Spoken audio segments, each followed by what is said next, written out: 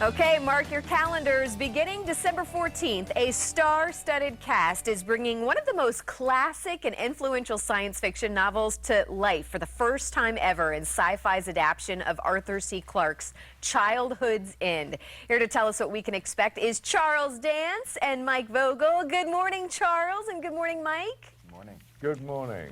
So I've watched a ton of these trailers for Childhood's End, and I'm so excited. This series looks so good. I'm not sure which one of you wants to start this morning, but give us a little background on what the story is.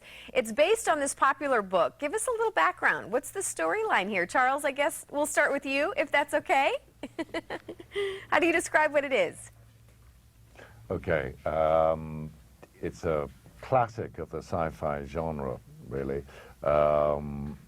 Arthur C. Clarke is generally considered to be the kind of king of science fiction. And he wrote this book in 1954 and describes a world that is racked with economic crises and disease and wars. And superior beings come to Earth, and a supervisor is appointed and to sort things out, basically, and eradicate all of the nastiness that's bringing the planet down, and gives human beings a utopia for 100 years or so. But that utopia, we reveal, comes at a price. It always does. That's it in a not very adequate nutshell. Well, and that's what's so interesting. You know, people love watching shows and movies about alien takeovers, but this is the most peaceful takeover, at least from the beginning it appears that way. Right, Mike? I mean, that's what's kind of unusual about this. Yeah, absolutely. And you know, I think that's unlike other alien movies, I think that the overlords are not evil per se. They're doing a job. You know, humanity has achieved light speed travel, and we're about to spread our seed to the other galaxies, and they step onto the scene and say, okay, that's enough right there. We're going to give you guys a utopia. We're going to clean this all up. And as Charles says, it comes at a cost, but it's never it's never in a malicious, maniacal sort of way. It's very considerate, very peaceful. But again, someone has to pay the piper. Well, and it almost looks like a psychological storyline as well, where we as a society think that we want this peaceful utopia, as you mentioned, and from what I gather from the clips that I've seen, I don't know, do we really all want to be the same and live this mediocre, calm, and peaceful life? That's kind of what you guys look at in the beginning. That is the question. You know, even when given utopia, is it something that you truly want? I think that over the years, a lot of beautiful music and literature and art and things like that have come from difficult and overcoming difficult situations. So that's certainly one aspect that we explore in the project.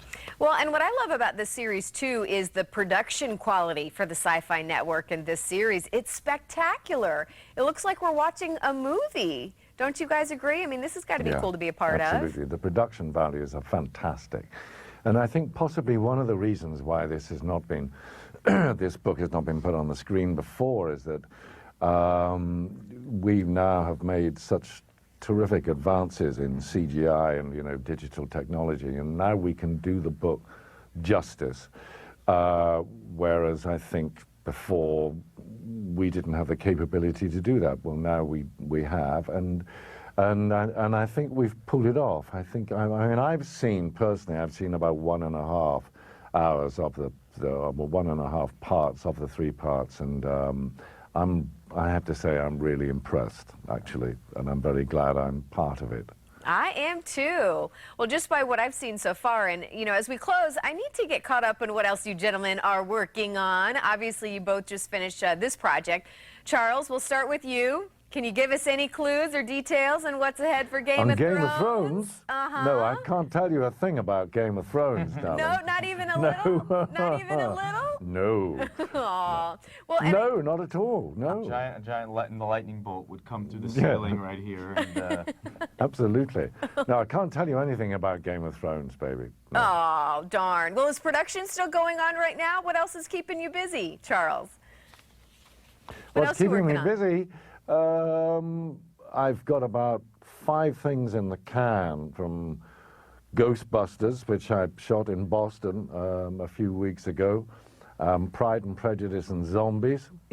I've just done the 5th in the Underworld franchise, and I've got a whole bunch of stuff on BBC television, and a rather interesting film called Me Before You, and an Australian drama about the Gallipoli landings. My goodness. I've been Plenty of busy, time for luckily. it all. Well, Mike, what about you? Where else can we see you? Just finished up Under the Dome, and what's been keeping me busy is my 3 kids. So I've been taking a couple months off and just playing daddy and husband. Looking forward to the holidays. I am. So after the new year, we'll get things jumping again and move on to the next thing. All right, awesome. Well, congratulations again. I know this series is going to be huge. It's going to be a big hit. We can't wait to tune in. Thanks for taking some time to chat with us Thank you, this Carly. morning. Thanks, Carly.